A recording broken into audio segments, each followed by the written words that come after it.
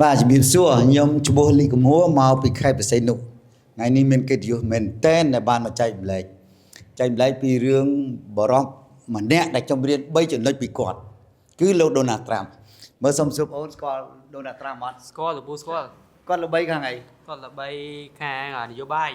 តាមពិតដូណាល់ត្រាំអរគុណតាមពិតដូណាល់ត្រាំគាត់ល្បីច្រើនចំណុចតែខ្ញុំរៀនសូត្រពីគាត់តែ3ចំណុចទេចំណុចទី1គាត់ជាសេដ្ឋីអត់ចង់ដល់ទ្រព្យព្រោះហ្នឹងយើងអាចយកមកអនុវត្តនៅស្រុកយើងបានចំណុចទី2គឺគាត់ជាសេដ្ឋីហើយក៏រលុយបានហើយក៏យកលុយនឹងមកកែច្នៃយ៉ាងម៉េចឲ្យមានអំណាចដើម្បីការពារលុយគាត់ទៀតហើយបើសិនជាអត់មានអំណាចទេលុយនឹងទៅវិញចំណុចទី3ដឹងអីហ៎ចំណុចដែលខ្ញុំពេញចិត្តបំផុតអ្នកគ្រូគឺគាត់បរាជ័យអត់បោះបង់ទេគាត់ធ្វើជាប្រធានាធិបតីលើកទី55 56គាត់ធ្លាក់បើខ្ញុំវិញលើកទី57លេងហ៊ានចូលតែគាត់នៅតែមក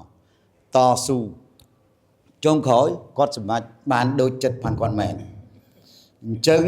មុននឹងយើងបែកគ្នាខ្ញុំសូមបងប្អូន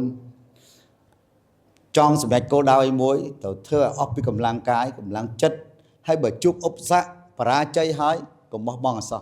តស៊ូដួលហើយងើបខ្លួនឯងដើម្បីអនាគតយើងបាទសូមអរគុណ